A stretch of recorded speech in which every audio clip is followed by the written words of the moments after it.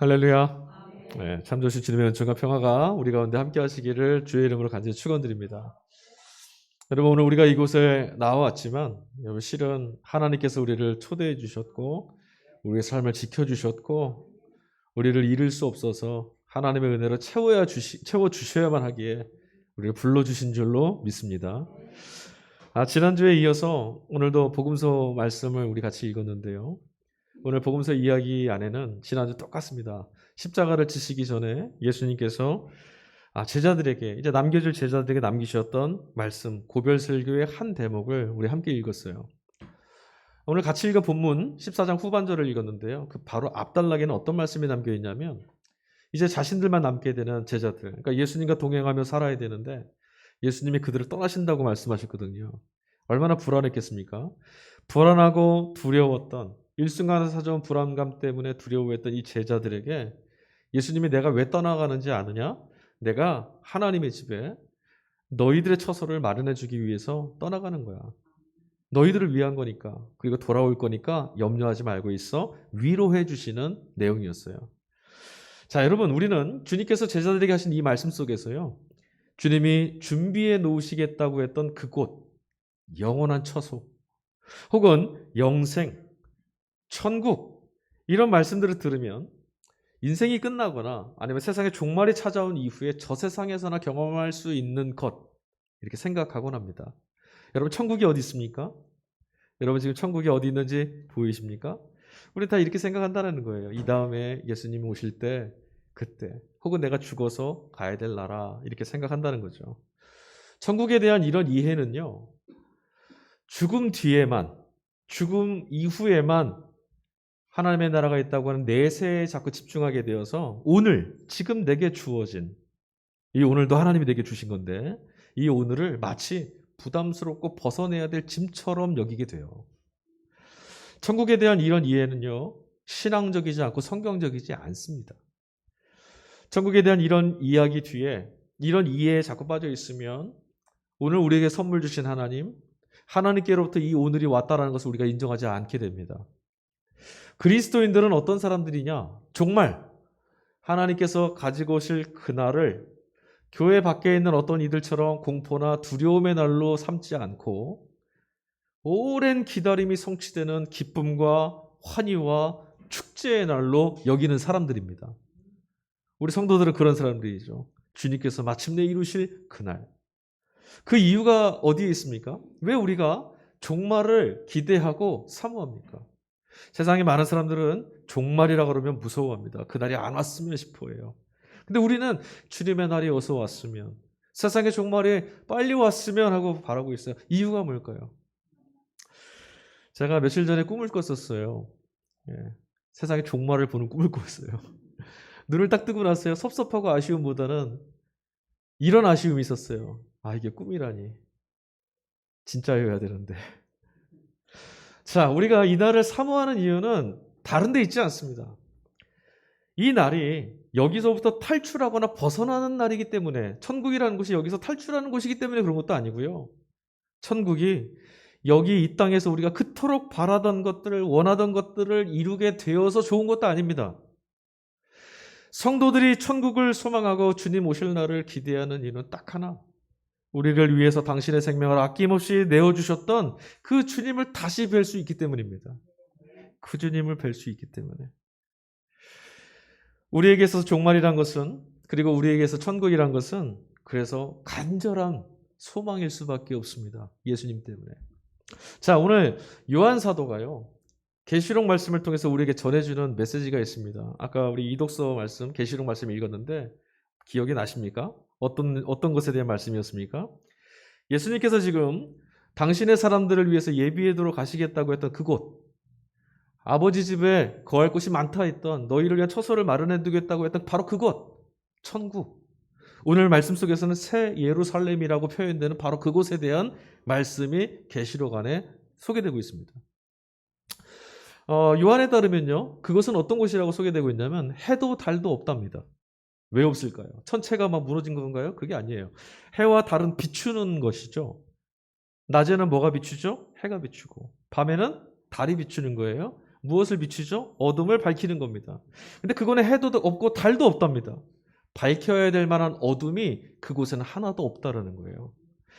오히려 요한은 그렇게 말합니다. 그곳에는 어린 양이신 예수 그리스도께서 그 도성을 비추시는 등불처럼 존재하신다.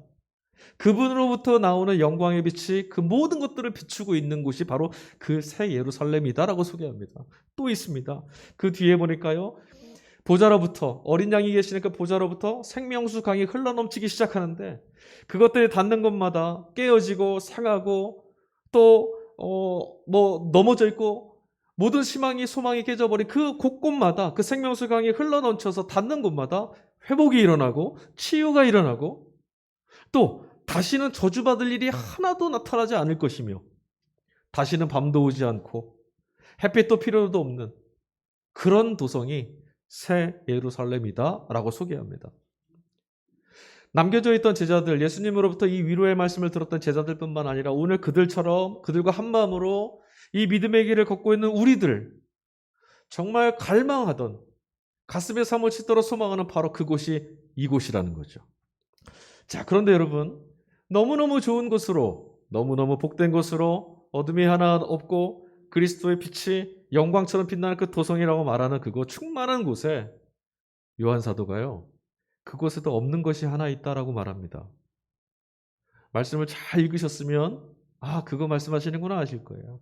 요한 사도가 말합니다. 새 예루살렘에는 성전이 없습니다. 이상하지 않습니까? 하나님의 예배하는 성전이 마땅히 있어야 될 것 같은데 그곳에는 성전이 없답니다. 결론부터 말씀드리자면요. 성전이 없는 곳이므로 그것이 천국일 수 있습니다. 왜냐? 여러분 본래 성전이라는 것은 뭐 하는 곳입니까? 이스라엘 백성들이 자신들의 진중에 함께 거하셨던 하나님을 기리고 그 하나님을 예배하고 그 하나님을 찬양하고 그 하나님과 함께하고 싶은 그 갈망을 아는 온 성도들이 함께 모여서 주님을 높이는 그곳이 바로 성전 아니에요? 주님 우리가 이곳에 왔으니 주님 우리를 찾아주십시오. 우리를 돌봐 주십시오. 솔로몬의 기도처럼 주의 절을 향하여서 고개 돌리는 기도하는 백성들의 기도를 주님 들어주십시오. 우리를 찾아와 주십시오. 그곳이 바로 성전이었단 말이에요. 그런데 이곳이 어떤 곳입니까? 그곳에는 빛 대신 주님을 얼굴과 얼굴을 마주 볼 수 있는 곳이에요. 여기에 와주십시오라고 해서 그곳에 모일 자리가 아니고 그곳에 계시는 거예요. 예수님이 계시고 성부가 계시고 성령이 영광 가운데 같이 계시니 이제 성전은 필요 없는 거예요. 함께 살고 있으니까. 예수님이 지금 하나님께서 종말의 날에서 우리 가정 가운데 함께 계신데 우리가 교회를 뭐하러 옵니까? 뿐만 아닙니다. 말씀이신 주님이 그곳에 계시니까 그곳에서는요. 말씀을 소개하거나 말씀을 증언해야 되는 저 같은 목사 같은 사람은 필요가 없습니다. 그뿐만 아닙니다. 오늘 우리가 읽은 이 성경 말씀 하나님에 관해서 그리스도에 관해서 천국에 관해서 구원에 관해서 증언해주는 이 성경책도 그것에서는 필요 없습니다. 주님에 대해서 증언하는 다 필요 없어요. 그분을 직접 뵙고 있는데 아무 필요 없죠. 직접 얼굴을 뵈면 되고 직접 대화하면 되고 직접 손을 붙잡으면 됩니다. 어둠 속에 있을 때는 촛불이나 등불이 밝죠. 그것이 제 아무리 밝아도 태양이 떠오르면 아무짝에 쓸모없는 것과 똑같은 거예요. 자, 등불 되시는 예수 그리스도가 그곳에 계시답니다. 그래서 그곳은 새로운 예루살렘이고 이전에 본 적이 없는 세상이며 주님이 계신 곳이니까 그곳이 천국일 수 있다라고 증언하고 있습니다. 무엇 때문에 천국이라고요? 주님이 계시니까. 꼭 기억하셔야 됩니다. 어떤 이들이 바라는 것처럼 금은보화가 잔뜩 있고 온갖 것들이 넘쳐나고 고통이 없고 걱정이 없으니까 천국이다? 아닙니다. 주님이 계셔서 천국입니다. 이런 나라를 예수님께서 지금 이 제자들에게 이런 나라를 너희에게 가져다 줄 거야. 너희가 와야 될 그곳을 내가 예비하러 갔다 올게. 그리고 내가 이것을 가지고 올 때 너희 그 사실을 알게 될 거야 라고 제자들을 위로해 주시는 게 요한복음 14장의 말씀이었어요. 자, 그런데 주님의 말씀을 듣고 있던 가룟 사람 아닌 유다라는 제자가, 그러니까 유다가 두 명이 있었죠. 가룟 유다가 있었고 가룟 사람 아닌 유다가 있었는데 그 유다가 예수님께 궁금한 것이 있어서 참지 못하고 질문을 던졌습니다. 어떤 것이 질문했냐면 우리들에게는 주님 이것을 보여주시고 가르쳐주시고 당신이 우리를 찾아오셔서 당신을 드러내시는데 왜 세상에는 그렇게 하지 않습니까? 왜 세상에는 보여주시지 않습니까? 궁금할 만도 하죠. 예수님이 세상에 대해서 보여주고 한 말씀만 하면 세상이 다 주님 앞으로 올 텐데. 예수님이 답하셨어요. 14장 23절. 누구든지 나를 사랑하는 사람은 내 말을 지킬 것이다. 그리하면 내 아버지께서 그 사람을 사랑하실 것이요. 내 아버지와 나는 그 사람에게로 가서 그 사람과 함께 살 것이다. 할렐루야. 가슴 벅차지 않으세요? 하나님과 내가 그 사람에게로 가서 살 것이다. 정작 그날이 오면, 주님이 다시 오시는 날, 새 예루살렘이 우리에게 찾아오는 그날, 천국을 우리가 도착하는 그날이 오면 왜 다시 오심을 세상에는 드러내시지 않습니까? 라고 하는 이 물음은 더 이상 필요 없는 어리석은 물음이 되고 말아요. 왜냐? 그날부터는 예수님께서 우리와 같이 사신답니다. 그럼 어떻게 되죠? 예수님이 세상에 대해서 나 여기 왔어, 나 다시 왔어 드러내시지 않아도 돼요. 주님이 찾아와서 살고 계신 우리를 보면 우리의 삶을 통해서 주님이 이곳 가운데 임하셨다는 것이 만천하에 드러나게 될 것이기 때문이에요. 누구 때문에요? 주님이 우리와 같이 사시는 것을 보여주면 주님 말씀 안 하셔도 되는 거죠. 이제야말로 우리들이 어떤 존재가 되는 거죠? 주님이 성전 삼고 계시는, 주님이 늘 함께 계시는 거룩한 전이 되는 거죠. 그러고 보니까 여러분, 우리 이 말씀을 이렇게 고백해 오지 않았습니까? 늘상 하나님께서 우리 안에, 성령께서 우리 안에 성전 삼고 계시다라고 고백하지 않았습니까? 여러분, 하나님 지금 어디 계십니까? 예수님은 지금 어디 계시죠? 성령은 어디 가 계십니까? 계시록 말씀이 지금 무엇을 말하고 있습니까? 주님께서 가지고 오실 그 새 예루살렘엔 성전이 없다. 왜? 그곳에는 주님이 성전 삼고 살아가시는 믿음의 사람들이 있기 때문이다. 그 새 예루살렘 천국에는 어떤 사람들만 가는 거예요? 믿음의 사람들. 그들 안에서 주님이 성전 삼고 계시는 거거든요.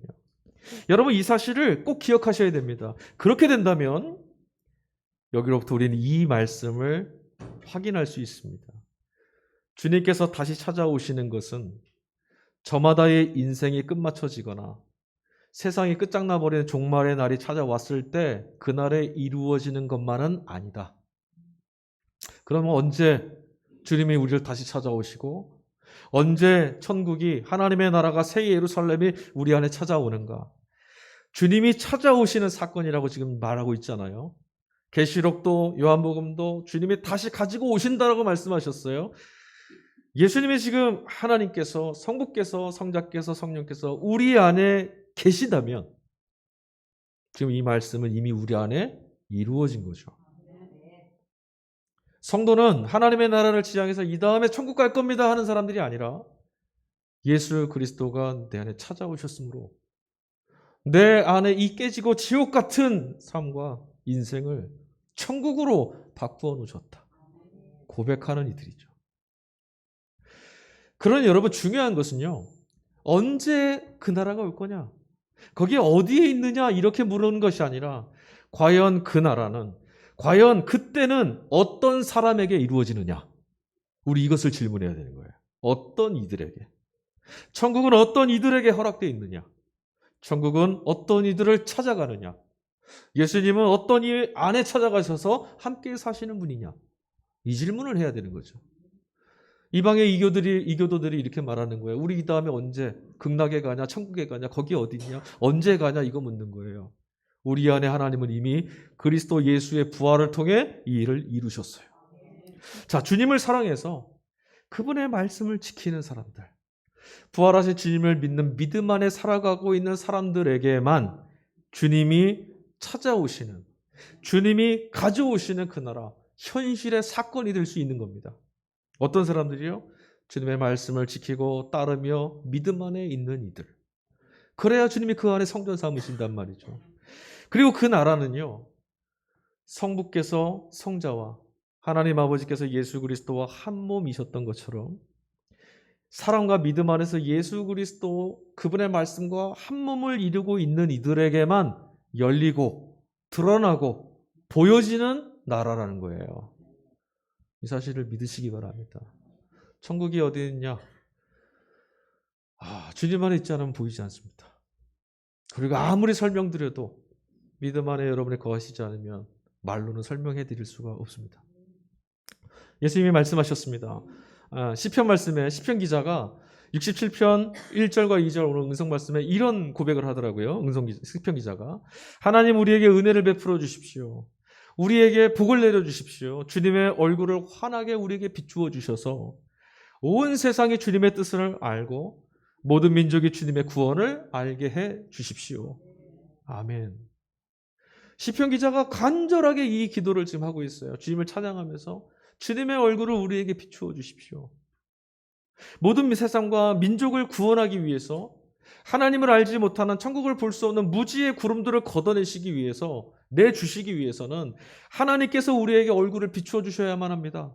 하나님 은혜의 빛을 우리에게 비추어 주셔야만 우리가 그 세계를 볼 수 있습니다라고 하는 간구죠.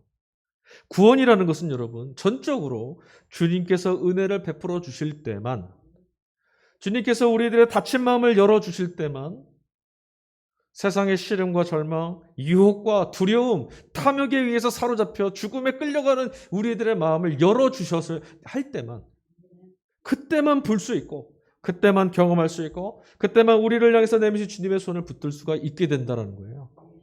주님의 은혜로 닫혀있던 우리들의 눈이 열려지고 차갑고 싸늘하게 식어있던 우리들의 영혼과 마음이 열려질 때 비로소 우리는 외칠 수 있게 됩니다. 지금 여기에 주님이 찾아와 계신다. 주님의 나라는 나와 함께하고 있다. 나는 주의 나라에 속한 자이다. 여러분 우리 안에 이 고백이 터져나올 수 있기를 간절히 축원합니다. 하나님의 나라가 우리 안에 와 있다는 걸 잃어버린 세대가 되고 말았어요. 우리 한국교회 신앙의 자리가 이 다음에 갈 나라만 바라보고 있어요. 지금 지옥 같다고 말하고 삽니다. 예수 믿는 거 아닙니다. 예수님 때문에 천국이라고 그랬잖아요. 근데 그분이 찾아와 계시잖아요. 그럼 우리 어디 있는 거예요? 천국. 이제 더 이상 여러분 천국이라던가 종말이라던가 영생이라던가 이런 거 말할 때 이 다음에 언젠가 또는 어디에 선가라고 이렇게 물으시면 곤란합니다. 천국은 우리와 함께 오늘 본문의 말씀대로 한다. 우리와 함께 살기 위해서 찾아오시는 주님으로 인해서 경험되는 나라라는 거예요. 예수님을 만난 이는 예수님을 본 자는 하나님을 본 것과 같고 예수 그리스도와 함께하는 이는 천국에 사는 것과 같다라는 말씀인 거거든요. 믿음의 사람들이라면 주님을 뵙는 것은 이 다음이 아닙니다. 바로 지금 여기에서 그 나라를 발견해내야만 하는 겁니다. 내가 오늘도 예배드리고 말씀 읽고 신앙생활하는데 언젠가 주의 나라 가겠지 이게 아니라 오늘 주님의 말씀이 나를 찾아오셨으니 닫힌 눈을 열으라 하셨으니 이곳에 계신 하나님을 난 뵙고야 말겠다. 이 간절함이 우리 안에 싹 터야 된다는 거예요. 하나님의 나라를 가져오셨다는 게 믿음의 사람들에겐 보인다는데 경험된다는데 그 나라는 말이 아니라 헛되고 사라지는 말이 아니라 능력이라는데 그럼 경험돼야 되지 않겠습니까? 간절히 소망합니다. 여러분 축복하겠습니다. 하나님의 나라가 말이 아닌 능력으로 함께 하신 하나님의 나라 여러분의 삶에 경험될 수 있기를 축복합니다. 왜냐하면 예수님이 살아계시고 여기 찾아와 계시는 분이니까. 그래 정상인 거죠. 아니면 우리 다 거짓말하는 사람들입니다. 천국은 가야만 하는 나라가 아니라 주님과 함께 찾아오는 나라입니다. 얼마나 기쁜 나라입니까? 하나님의 나라가 우리를 찾아옵니다. 예수님이 그 나라를 가지고 우리 안에 찾아오신다는 거예요. 그 나라는 이 진리를 깨우치고 믿음 안에 서 있는 이들에게 활짝 열려지는 나라입니다. 자, 오늘 우리가 일독서 본문으로 사도행전 말씀을 읽었습니다. 지난주까지 베드로 얘기 읽었는데요. 이야기를 우리가 함께 읽었는데 오늘은 사람이 바뀌었어요. 바울이 등장합니다. 사도 바울이. 주님께서 열어젖히시는 구원의 사건을 목격한 사람들이 오늘 여기 나와요. 방금 전에 제가 하나님의 나라는 하나님의 은혜와 성령의 감동과 그리스도의 은총을 통해서 열려지고 깨우쳐지는 자들에게 보이는 나라라고 그랬잖아요. 오늘 그 나라가 열려진 사람들이 나타납니다. 어떤 사람이냐? 오늘 사도행전 본문을 보니까 사도 바울이 전도를 가려고 선교여행 가려고 계획을 세웠어요. 어디를 가려 했냐면 소아시아 지역으로. 그쪽으로 가려고 전도여행을 계획했고 발걸음을 떠났는데 분명히 여러분 전도하고 선교하는 건 하나님의 영광을 위한 거잖아요. 복된 걸음입니다. 그런데 본문에서 바울이 뭐라 고백하냐면 예수 그리스도의 영, 성령께서 그의 걸음을 막으셨다. 답답하죠. 하나님의 영광을 위해서 우리가 길을 떠나는데 왜 막으실까? 말도 되지 않는 거예요. 뭔가 바울이 잘못했나 보다. 아니요, 그렇지 않아요. 하나님의 영이 성령께서 그의 걸음을 가로막으시는 통에 나아가지 못했답니다. 근데 바울은 염려하거나 근심하지 않았습니다. 그 와중에 그가 환상을 하나 봤어요.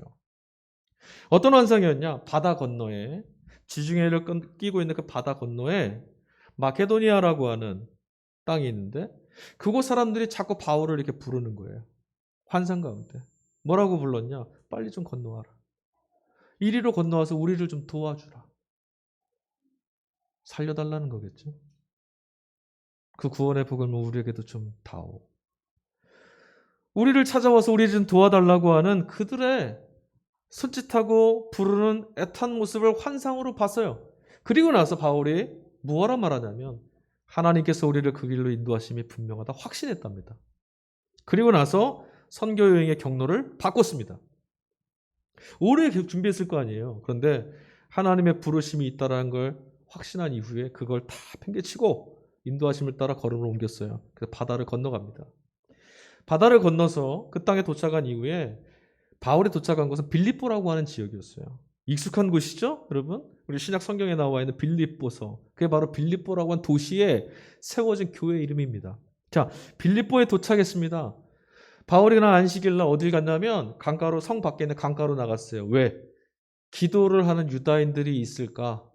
그들을 찾아간 거예요. 찾아 나섰어요. 아니나 다를까 강가에 모여있는 여인들이 모여 있었답니다.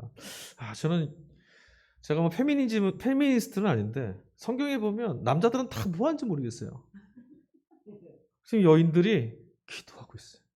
이 강가에서, 이방 땅에서. 그 여인들을 찾아간 바울이 그들에게 복음을 전합니다. 많은 사람들이 있었겠죠. 근데 오늘 본문의 말씀 보니까요. 그가 바울이 전하는 복음에 반응했던 사람이 한 명 있었어요. 응답한 사람입니다. 제가 오늘 이렇게 설교를 하지 않습니까? 매주 설교를 하고 수많은 사람들에게 말씀을 전해도요. 오늘 이곳에서도 설교가 매주일 있었던 설교의 한 토막으로 들리시는 분들도 있을 거고요. 어떤 분에게는 삶을 변화시키는 역사적인 사건이 되는 분도 있을 거예요. 여기도 똑같아요. 수많은 사람들이 하나님께 기도하기 위해서 모여있던 그곳에 유독 바울이 전했던 그 복음에 귀가 열려서 응답한 사람이 한 명 있었는데 그 사람이 누구냐? 루디아라고 하는 여인이었어요. 자색 옷감을 파는 옷장수였죠. 천을 파는 분. 근데 성경은 그를 뭐라 말하냐? 하나님을 경외하는 자였더라. 우리 지난주에 가이사라 빌립보에 있었던 백부장 고넬료 생각나시죠? 하나님을 경외하는 자였더라. 그에게 하나님이 하나님의 사람 바울을 보낸 거예요. 바울이 전한 복음이 그녀의 귀에 들어왔어요. 늘 듣던 설교, 특별한 말도 아니고 모르는 성경 말씀 구절도 아닌데 그날 그녀의 귀에, 그녀의 마음에 하나님의 말씀이 파고 들어온 거예요. 성경이 뭐라 말하냐? 주께서 그녀의 마음을 열어놓으셨다. 오늘 우리들 안에도 하나님께서 듣는 귀를, 듣는 마음을 열어주시기를 간절히 축복합니다. 머리로 되지 않거든요.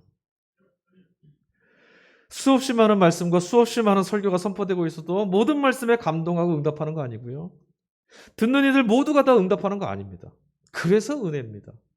때가 되었을 때 하나님이 그 사람을 일깨우시거든요. 흔들어 깨우시고 마음을 열어놓으세요. 그렇게 가까운 것 같아도 여러분 이 머리에서 가슴까지 가는 이 거리가 얼마나 먼지 아십니까? 마음에 닿는다라는 건 정말 불가능한 거예요. 너무너무 어렵습니다. 그런 지금 루디아가 바울이 전했던 그 말씀에 마음을 활짝 열었다라는 것은 한 사람의 닫혀있는 세계가 활짝 열리는 것만 같은 정말 가벼이 지나칠 수 없는 사건인 겁니다. 그래서 누가가 한 이 말이 자꾸자꾸 눈에 들어옵니다. 주님께서 마음을 열어놓으셨다.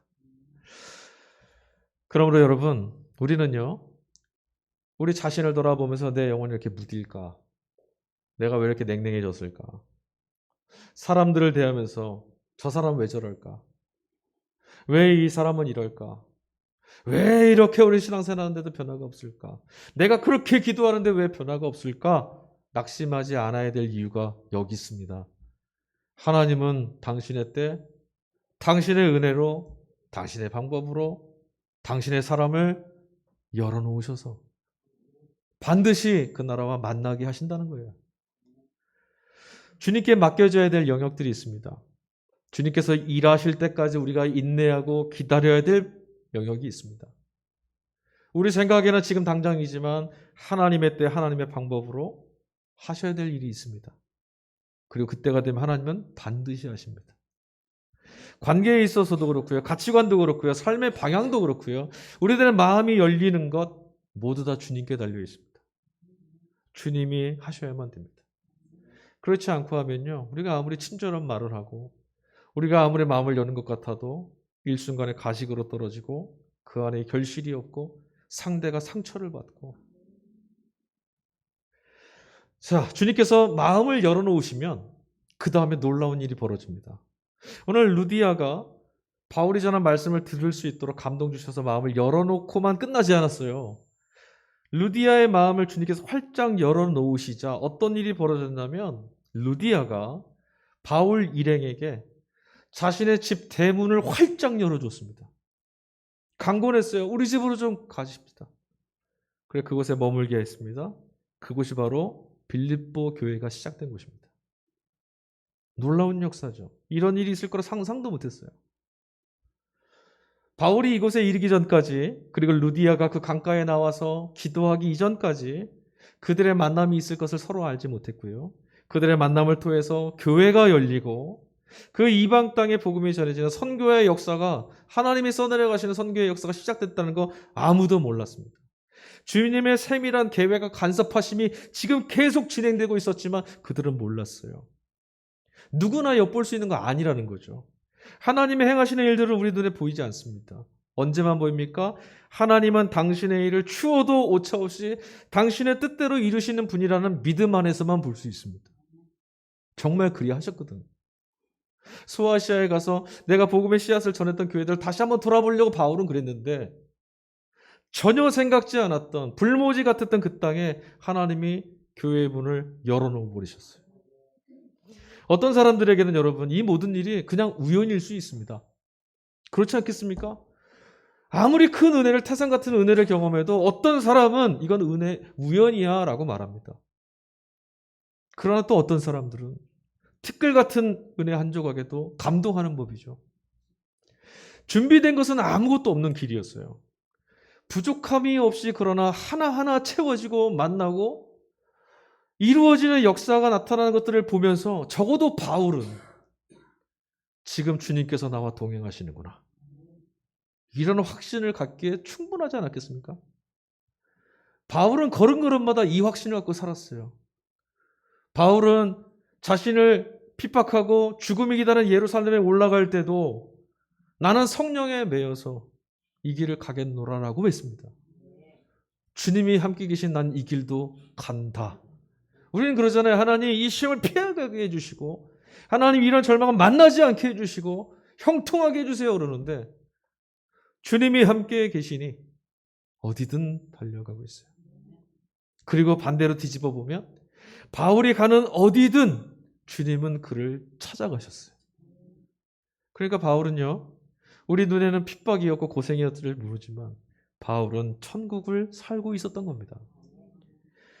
주님에 의해서 마음이 열려진 루디아처럼 믿음으로 주님과 동행하던 바울처럼 우리 심령이 열려지고 마음이 열려지고 눈이 열리게 되면 지금 여기에 찾아오신 주님, 주님과 더불어 내 삶을 천국으로 바꾸신 하나님의 역사를 내 영혼이 고백하게 된다는 거예요.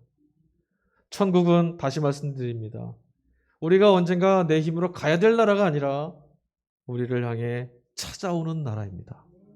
그분이 예수님이거든요. 이제 바울이 왜 로마의 그 서슬퍼런 권세 앞에서도 세상의 핍박과 환난과 박해 앞에서도 늠름하게 믿음의 걸음을 걸어갈 수 있었는지 이해가 됩니다. 바울이 대단했던 게 아니라 그의 눈에는 늘 보였거든요.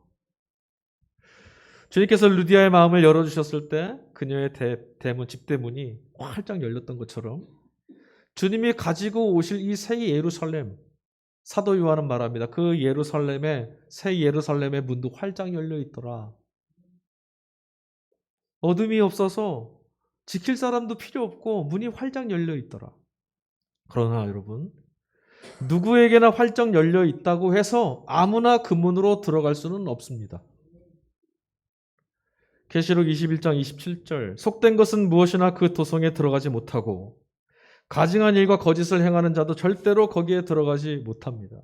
다만 어린 양의 생명책에 기록되어 있는 사람들만이 들어갈 수 있습니다. 할렐루야. 어린 양의 생명책에 기록된 사람들만 들어갈 수 있답니다. 꼭 특별한 사람만 그렇게 들어갈 수 있는 거냐? 꼭 예수 믿는 사람만 들어가냐? 불편해 하시는 분들도 있더라고요. 그러나 여러분, 내 집에 들어가고 있는 사람을 붙잡아 세워서 왜 너만 그 집 들어가냐? 나도 들어가자 할 수 있는 건 아니죠. 잘못된 거 아닙니까? 왜 그 집에 너만 들어가냐? 내 집 들어가는데 왜 너만 들어가냐? 나도 들어가자. 안 되는 거예요. 그건 억지죠. 생명책에 기록된 사람들이 누구였습니까? 이들은 주님을 사랑해서 그의 말씀을 따르며 그의 나라에 참여하여서 그와 더불어 살아온 사람들을, 주님의 백성들입니다. 그 집에 살 사람들인 거예요. 주님의 사람들이 주님이 주인 되시는 집에 들어가는 건 당연한 겁니다. 게다가 이 말씀을 뒤집어 볼게요.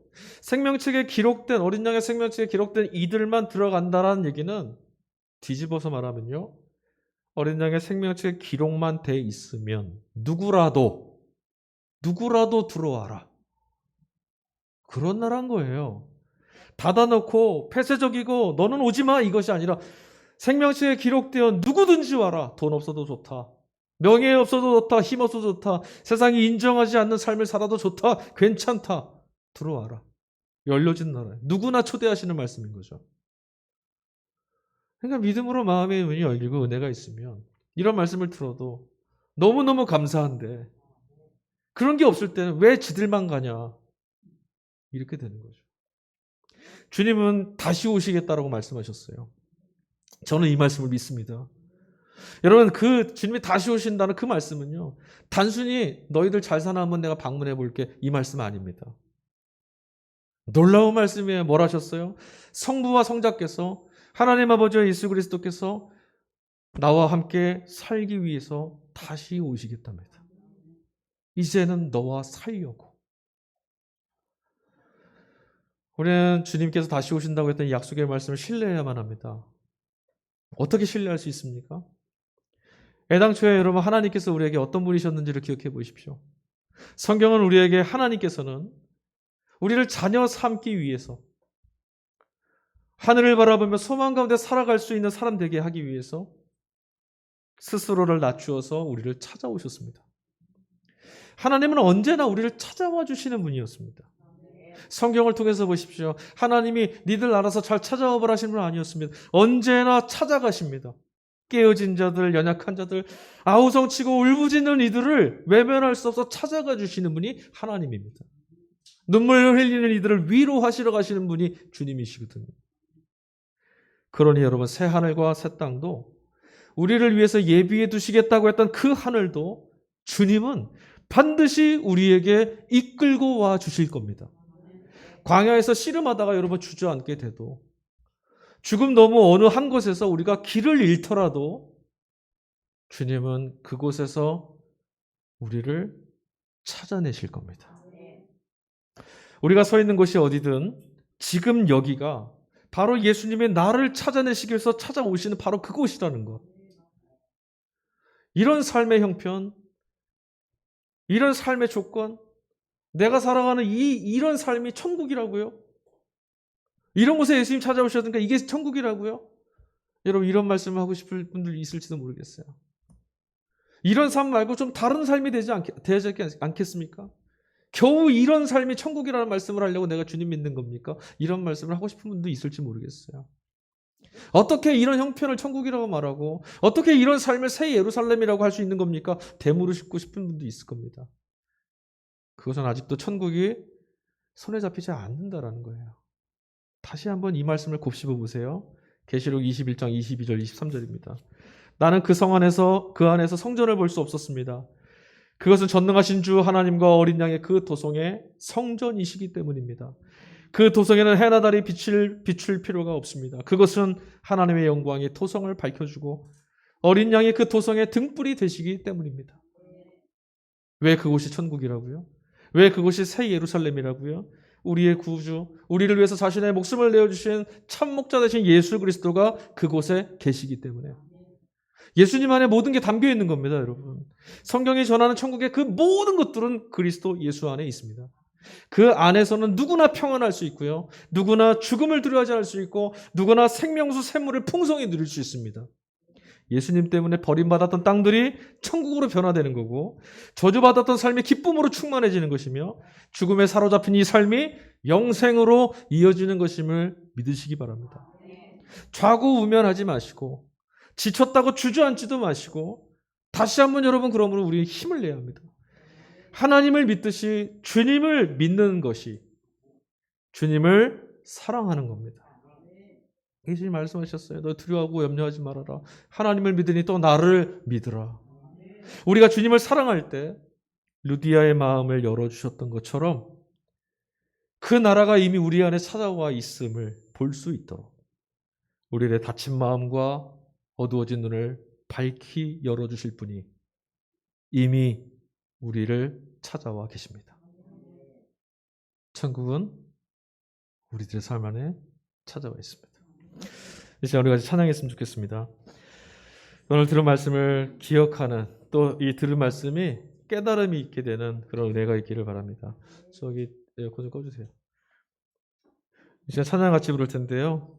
임재, 하나님의 영광이 하나님의 은혜가 내 삶에 임하시기를 아니 임해 계시는 그분의 영광을 볼 수 있기를 주님이 지금 여기 계시다는 것을 우리가 알 수 있기를 그런 믿음의 눈이 열리기를 절망의 땅이 소망의 땅으로 변화된 역사가 경험될 수 있기를 간절히 구하면서 이 찬양 같이 부릅시다.